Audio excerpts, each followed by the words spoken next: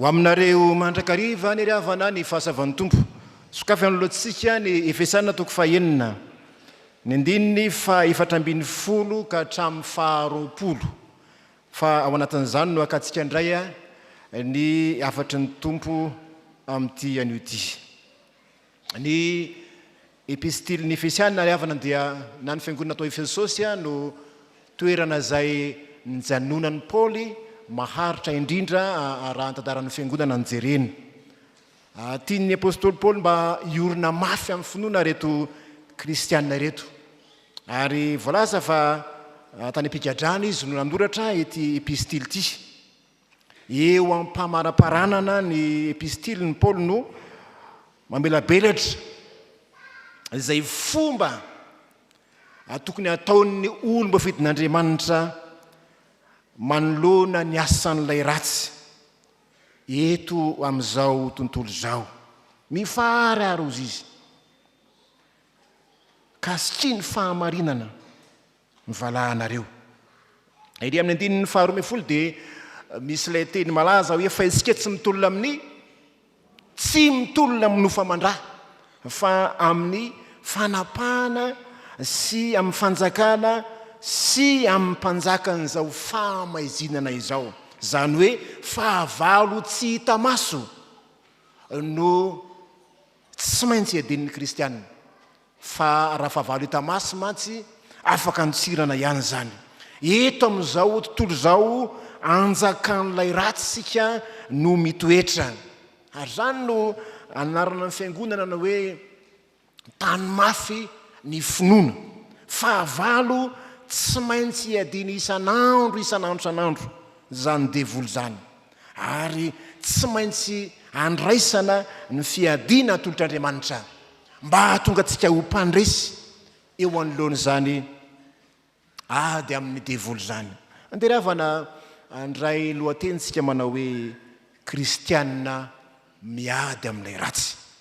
Kristianina miady amin'ilay ratsy. Vao miteny hoe ilay ratsy dia ilay fanahy ratsy.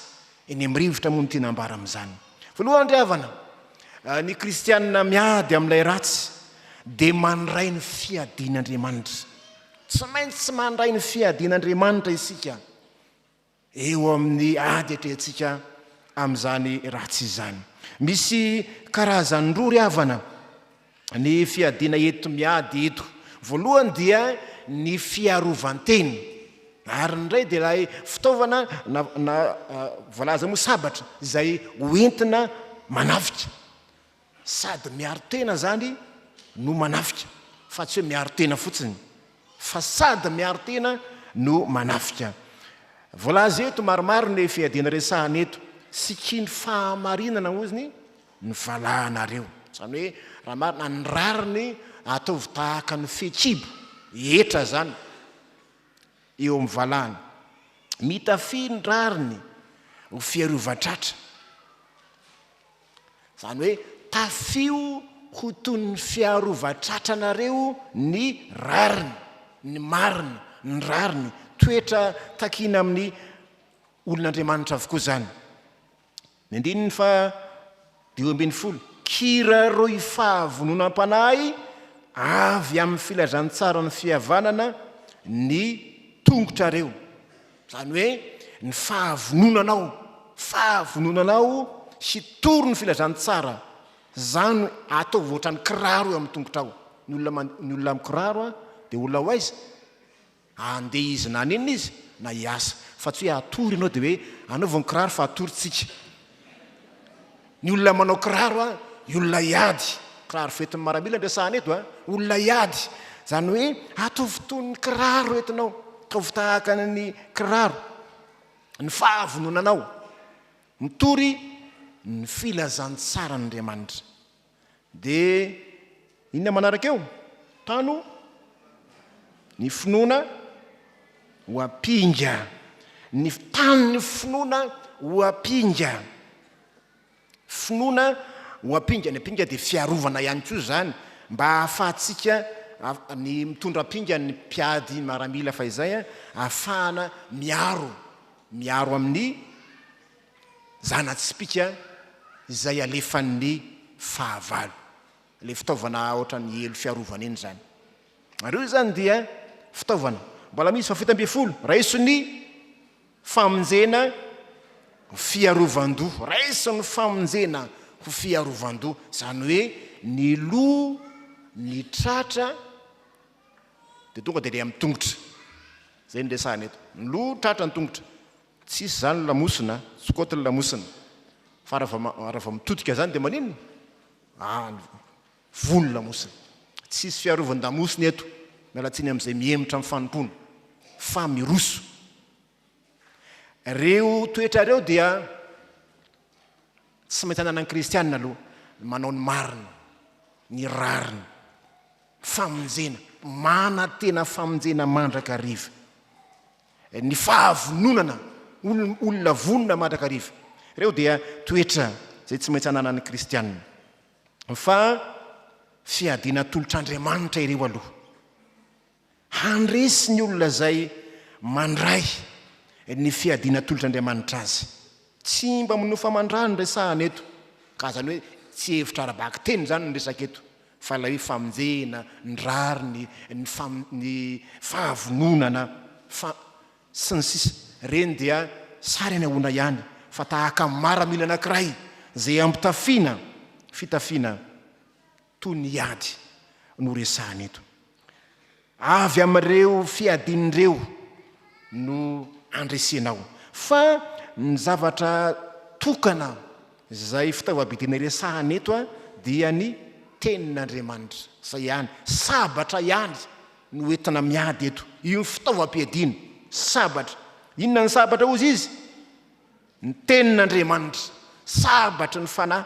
Ary voalaza toy ny sabatra roa lely io, tenin'Andriamanitra, sabatra hoentina manohitra an'ilay ratsy. Zao ny tsarovy, na de feny fiarovan-tena hatrany tapon-doka hatrany am-paladia azy ianao, nefa tsy manana fitaovam-piadiana hoenty manohitra ny fahavalo, de tsy haresy azy mihitsy ianao. Na de arovanao avokoa ny teninao rehetra, nefa tsy manafika ianao manana fitaovam-piadiana, tsy hanana fandresena mandrakariva ianao. Isika hoe sarany maramila romanina anankiray zay ampitafiny amperora no ndresahana eto. Rehefa iady izy dia ampitafiny zany fitaovana zany. Zao ry havany tsarovy, ady no ataon'ny kristianina, ady ny resaka eto. Tsy maintsy mitafy ny fiarovan-tena ary tsy maintsy mivonon-kanafika. Tsy hitsy zany, tsy manana toeraneto zany loeta amin'ity peritriopo ity, zany hoe mandositra zany. Fa rehefa ady amin'ny fanahy ratsy ndresahana, miaro tena sy manafika. Asaina miakanjo fitafiana eto ampanafika ny mpino eto mba ahafahany miatrika ady. Ka ny fitafiana moa resahana eto, ny fitafiana dia tsy fitaovam-piadiana akory fa fiarovan-tena, fa ny sabatra ny fiarovan-tena no entina miady eto. Ka no hoe tafiny fidin'Andriamanitra dia mitoro zany manambara amintsika fa men'Andriamanitra ny fitaovana rehetra afaka iarovan-tena isika. Men'Andriamanitra anao ny fitaovana rehetra ahafahanao miaro tena. Tsy maintsy mivonona hiaro tena isika rehefa iady, mba tsy ho tratra ny atao hoe tampoka tsy mahalehilahy, ary mba hatonga antsika hiemitra eo anoloan'ny ady fahavalo zay miatra amintsika. Fa ny sabatra zay omen'ny fanahy masina eto, io ny resahana eto, fiadiana tsara indrindra, ny tenin'Andriamanitra, fitaovam-piadiana enti mandresy any Satana. Zany hoe ny kristianina dia tsy natao hiaro tena fotsiny, fa natao hanohitra ihany koa, mahasoa ihany koa ny tenin'Andriamanitra, mandresy lahatra, hoy ny fiarovan-tratra Masina. Raha tsy zany dia ho resika raha tsy manafika. Kristianina maharitra amin'ny tenin'Andriamanitra no kristianina afaka andresy any Satana ary avana malala. Faranany amin'ilay hoe tenin'Andriamanitra sabatra io moa ilay fitaovam-piadiana eto.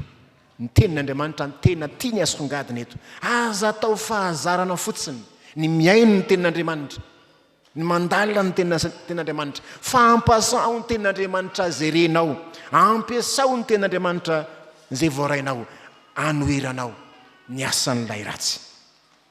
Mety misy tokoa mantsy ny olona zay ampiasain'ilay ratsy mba hamotika anao ny tenin'Andriamanitra iainanao. Iaino zany, vakio zany isan'andro san'andro. Vakio ny tenin'Andriamanitra fa andresy ianao. Iaino ny tenin'Andriamanitra fa andresy ianao. Ny olona tsy voky ny tenin'Andriamanitra dia olona mitaintaindava. Anisan'ny fahavalo ry havana, fahavalo-goavana koa resantsika zany hoe fanahiny zany, ny tahotra zany. Dia resy ho azy ny olona zay matahotra dia resy tsy miady. Fa tsy marina zany. Vao mijery fotsiny dia fa mitanondrika resa. Fa ny olona manana risika, rispo amin'izany hoe manohitra fahavalo zany. Rehefa tsy matahotra ianao dia mampalemy ny fahavalonao ny tsy fahatahoranao. Satria ianao dia manana ny tenin'Andriamanitra.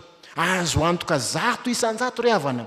Fa andresy ny olona zay miaina amin'ny tenin'Andriamanitra. Dia matoky ary fa andresy ianao. Rehefa raisinao ny fiadiana atolotr'Andriamanitra anao. Eo amin'ny fiainana tsy loatra-pahavalo sika. Nde tsika iombona amin'ny Davida ka hiteny manao hoe Jehovah ny fiarovana mafy ho an'ny aiko. Andininy voalohany amin'ny Salamo 7:20. Momba tsika mandrakariva ny Tompo. Jesosy dia efa nilaza zany. Mandalo atsahatra ny finoanao, mandalo ady-panahy ve ianao. Ny tenin'Andriamanitra raisy vakio. Fa io no fitaovana omen'Andriamanitra anao hampandresy anao. Raha mitady ozongozona ny finoanao eo alohan'ny zava-tsahatra atrehanao. Fa ny faharoa ry havana, kristianina miady amin'ilay ratsy dia zao maharitra amin'ny vavaka. Vakitsika ry havana andininy fahavalo-ambin'ny-folo miaraka sika manao hoe raha ahoanareo ary ajantsika eo mivavah mandrakariva. Ao amin'inona ozy? Amin'ny fanahy amin'ny fivavahana rehetra sy ny fangatahana ka miambena. Faharetana amin'ny vavaka. Ay kokay fitaovam-piadiana kokay ny vavaka. Tsika koa zany dia mila miaritra. Tsy maintsy mivavaka mandrakariva ho ny tenin'Andriamanitra ka tsy mahazo reraka. Tsy mahazo reraka. Faharetana amin'ny vavaka eto endriky ny fiambenana tsara indrindra toriny apôstôly Paoly. Jesosy Kristy nefa nanambary zany isika, tsy maintsy mivavaka mandrakariva ka tsy mahazo reraka. Mitandrema ary miambena, mivavao izy. Ary tena misy valiny tokoa zany mivavaka zany. Ny valom-bavaka zany andrandraina eto zao ny hoe mba omenao iny apôstôly Paoly ny hiloa-bava amin'ny fahasahiana ampahafantatra ny zava-miafina momba amin'ny filazantsara. Hoy Paoly eto, tsy mety mangina izy na dia ny ampigadrana azy, fa tsy maintsy mitoro ny marina araka ny filazantsaran'ny Jesosy Kristy izy. Ny fivavahana ataontsika ry havana malala dia anisan'izay fomba anankiray afaka manova ny zava-misy eto amin'izao tontolo izao. Ny vavaka ataontsika manome fahasahiana ny apôstôly Paoly, ny vavaka ataon'ny kristianina mba omenao ny hiloa-bava amin'ny fahasahiana. Afaka manova amin'ny fomba fijerintsika, afaka manova amin'ny fomba fiasantsika ny herin'izany vavaka zany, miteraka fahasahiana, miteraka fahombiazana hiatrehana ny zava-misy na dia sarotra aza zany vavaka zany. Ry havana rehetra amin'ny Tompo, hatraizany faharetatsika amin'ny vavaka. Hatraizany faharetatsika amin'ny vavaka. Tsy fahazotoana mamonjy ny tempolin'Andriamanitra ihany no ilaina mazoto makany am-piangonana, fa ny mazoto mivavaka, ny miresaka amin'Andriamanitra, mitolona am-bavaka. Tsy hoe mazoto mivavaka ihany makaty am-piangonana, fa mazoto miresaka amin'Andriamanitra zay ny vavaka.